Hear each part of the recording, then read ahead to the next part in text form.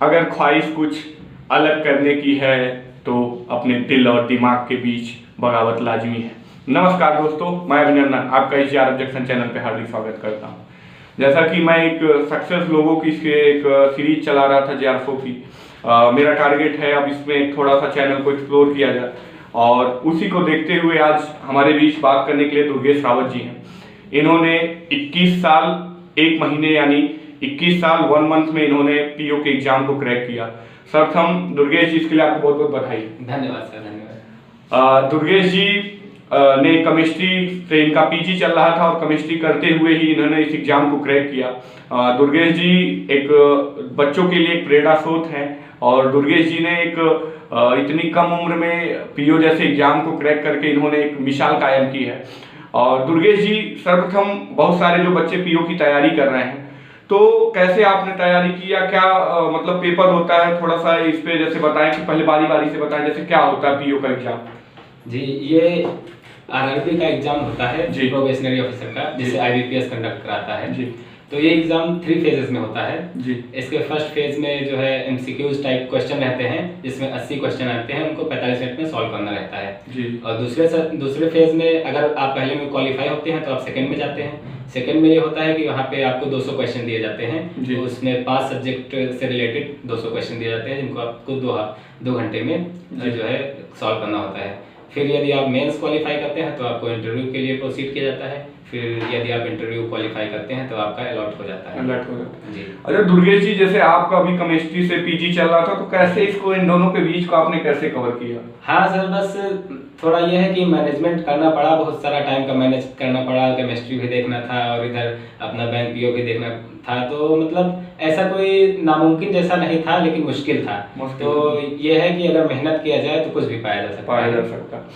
तो अभी जैसे दुर्गेश जी ने बताया कि मेहनत किया जाए तो कुछ भी पाया जा सकता है। अब हम दुर्गेश जी से इसके PO के एग्जाम को कैसे क्रैक किया जाए, कैसे इस एग्जाम को क्वालिफाई किया जाए, दुर्गेश जी से हम पूरी स्ट्रेटेजी जानेंगे।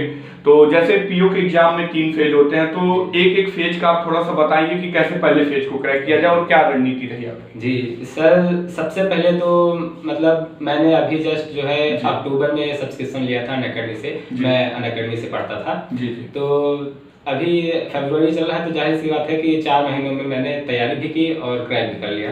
तो स्ट्रेटजी तो फास्ट स्ट्रेटजी काफ़ी रही है। जी। तो जरूर शेयर करना चाहूँगा। बिल्कुल। तो पहले फेज में होता है कि 80 MCQs रहते हैं, जिनको आपको जो है 40 क्वेश्चन मैथ के रहते हैं, 40 रीजनिंग के रहते हैं।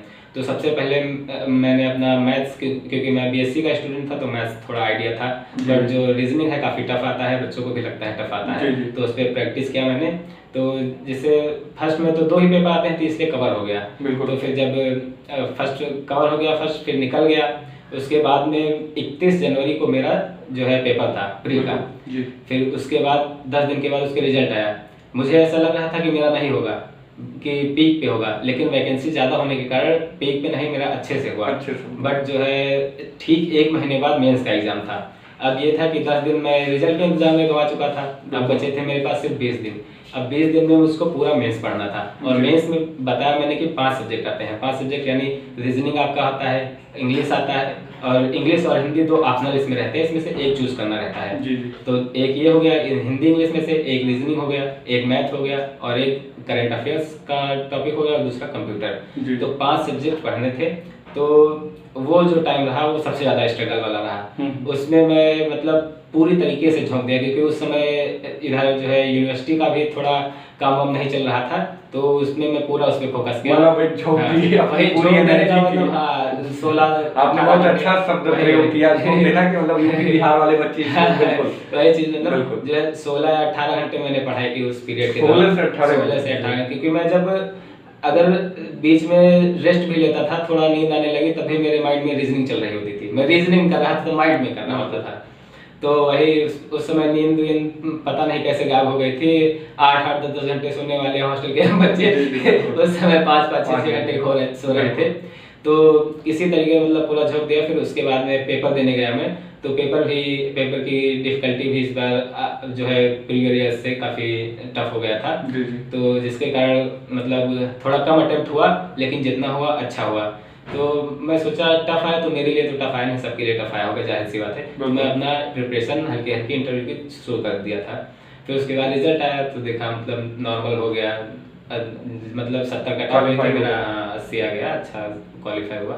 फिर उसके बाद मैं इंटरव्यू की तैयारी शुरू की। तो अब फर्स्ट टाइम था, सबसे ज़्यादा दिक्कत इंटरव्यू में आती है फर्स्ट टाइम, क्योंकि आपके पास कोई एक्सपीरियंस नहीं है और आप कहाँ से इंटरव्यू का स्रोत कहाँ से, क्योंकि उसका कोई सिलेबस भी नहीं होता है।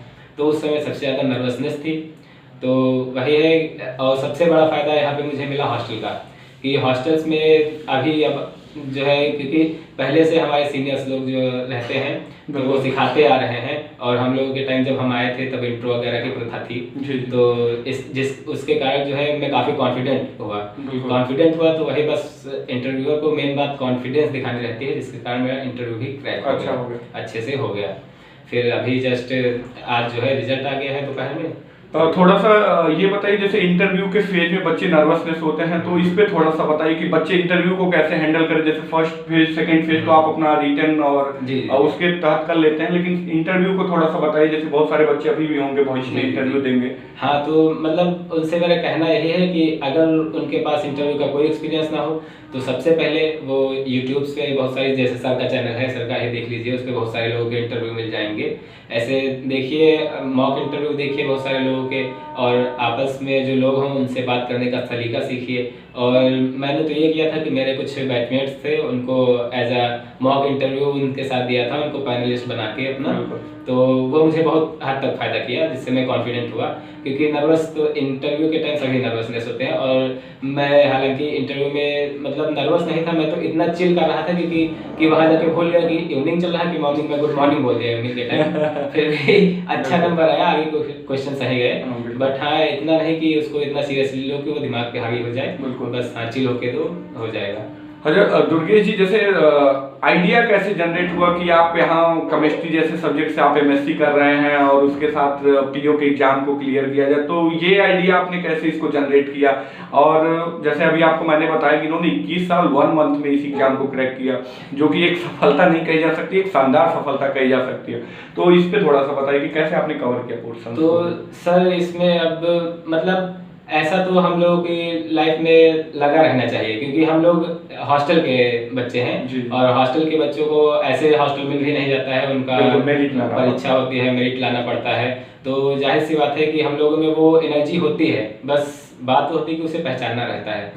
तो वही है कि मतलब इधर एक तो हमें टाइम मिल गया कोविड के कारण टाइम मिल गया, तो मैंने सोचा क्यों ना इसी में यूटिलाइज कर लिया जाए जब तक यूनिवर्सिटी बंद है, क्योंकि ऑनलाइन क्लासेस इतनी ज़्यादा चल भी नहीं रही थी, थोड़ी बहुत चल रही थी, तो उनको निपटा के मैं अपना इस पे जो है ध्यान दे देता था। जी, जैसे अच्छा कितने घंटे की एक स्ट्रेटजी बनाई जाए या कितने मंथ में पीओ के एग्जाम को क्रैक किया जा सकता है, इसको आप कैसे देखते हैं? और इसके लिए जैसे जो बच्चे भी करना चाहते हैं तो कितने घंटे की वो रणनीति बनाए? बहुत सारे बच्चों को एक प्रॉब्लम होती है, वो लगता है सर कितने घंटे पढ़ा जाए या कैसे कवर किया जाए, कितने मंथ में तैयार किया जाए, तो इस पे थोड़ा सा प्रकाश डालिए। तो बेसिकली पीओ के एग्जाम के लिए अगर 4 से 6 महीने सफिशिएंट होते हैं, 4 से 6 महीने में आप कोई भी पीओ क्रैक कर सकते हैं। उसके लिए बस यही रहेगा कि आप एक टाइम टेबल अच्छा सा बनाइए, उसको फॉलो करिए, बस हाँ उसमें रेगुलरिटी होनी चाहिए, उसको फॉलो करिए, उसको ना छूटे। अगर किसी कारणवश छूट रहा है तो अगले दिन उसको कंप्लीट करके तब अगले दिन पे जाइए।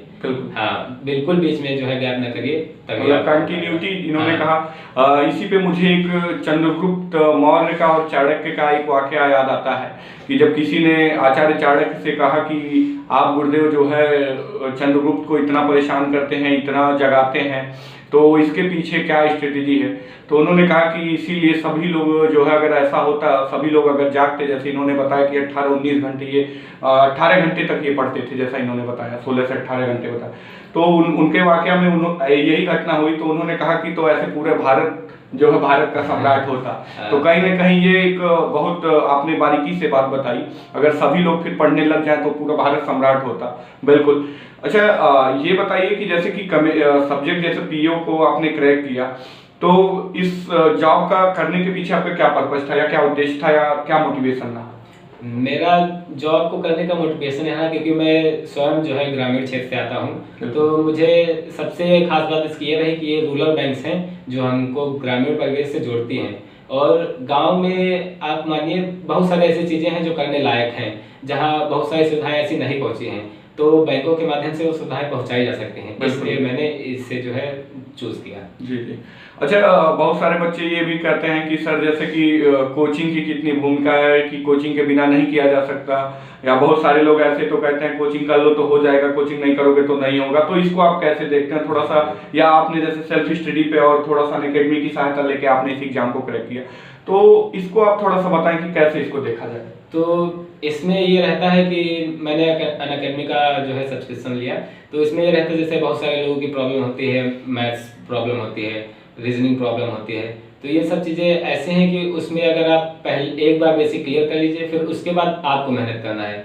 आप जितना टीचरों से मेहनत करवाएंगे उतना आपके लिए जो है अच्छा नहीं रहेगा। आप स्वयं मेहनत करिए, आप केवल एक बार अच्छे से कॉन्सेप्ट क्लियर करिए, उसके लिए चाहे 4 बार देखना पड़े, 5 बार देखना पड़े, क्लियर करिए, जरूर क्लियर करिए। लेकिन उसके बाद आप जरूर उस पे लगिए, उसके क्वेश्चन सॉल्व कीजिए, हर चीज़ अच्छे से कीजिए, सारे टारगेट्स पूरे करिए अपने, और कम से कम एक टॉपिक के 100 या 150 क्वेश्चन जरूर करिए, तभी आपको जो है एक्यूरेसी आएगी और जो है स्पीड आएगी, क्योंकि इसमें स्पीड बहुत ज़्यादा मायने रखती है। स्पीड बहुत ज़्यादा, जी सर, बिल्कुल।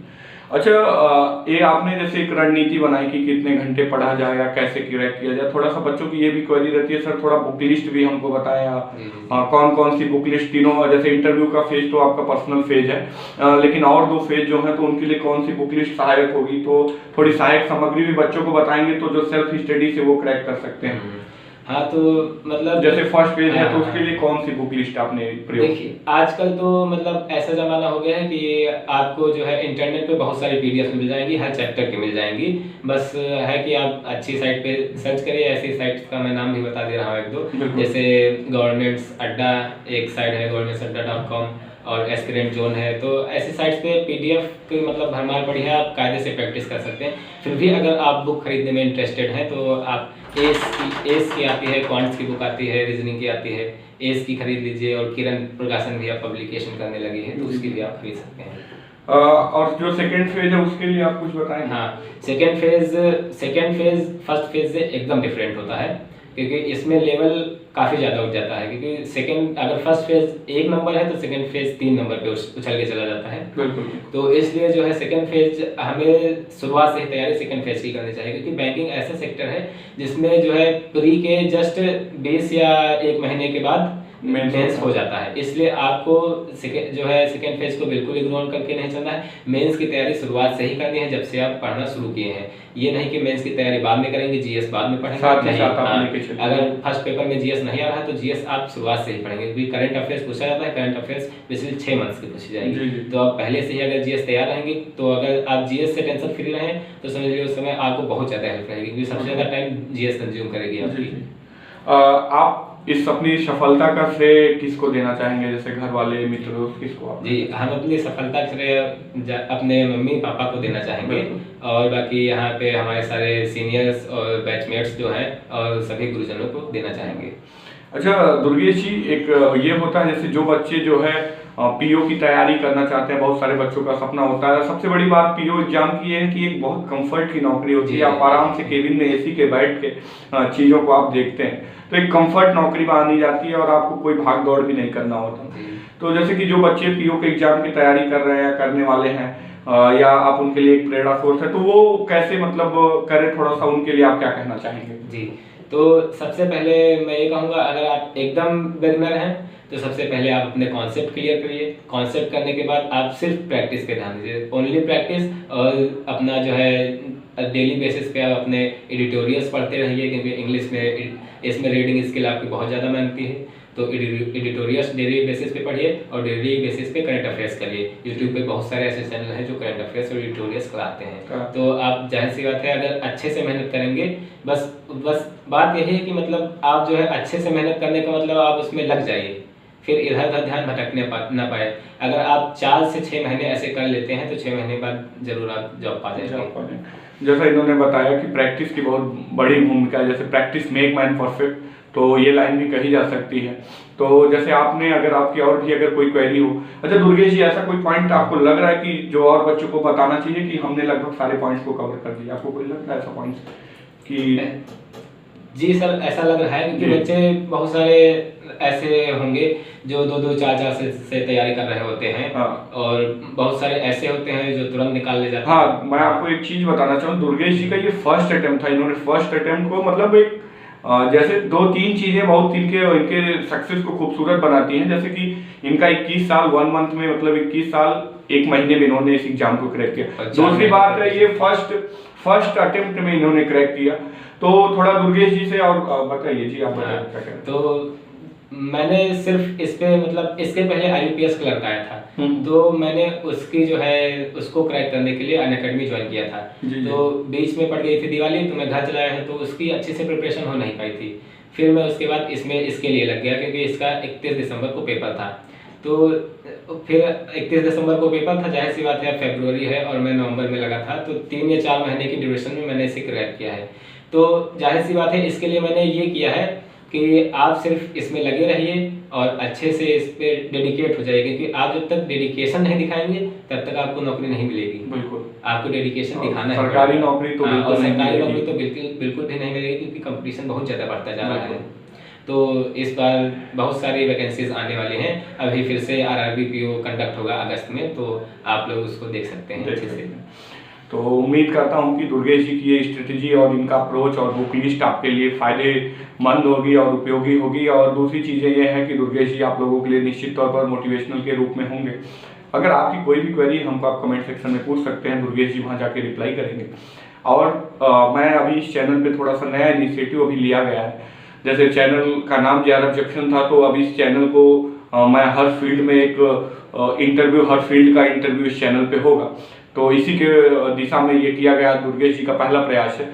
और निश्चित तौर पर इस पे आगे आपको PO, SSC, bank, railway, IAS, PCS सारे चीज़ों के इंटरव्यू भी आपको उपलब्ध होंगे। और इंटरव्यू ही नहीं उपलब्ध होंगे, आपको इसमें डिटेल अप्रोच के साथ कैसे किया जाए। अगर आपकी कोई भी क्वेरी हो, आपको निःशुल्क ये सारी क्वेरियाँ बताई जाएंगी। यहाँ पे कोई पैसा आपका नहीं लगने वाला है। तो चैनल पे बने रहिए। और आपका कौन से एग्जाम का स्ट्रेटजी चाहते हैं, कौन सा एग्जाम क्रैक करना चाहते हैं, आप हमको कमेंट सेक्शन में बता सकते हैं। हम अगला इंटरव्यू उसका कंडक्ट करेंगे। नमस्कार, बहुत बहुत धन्यवाद।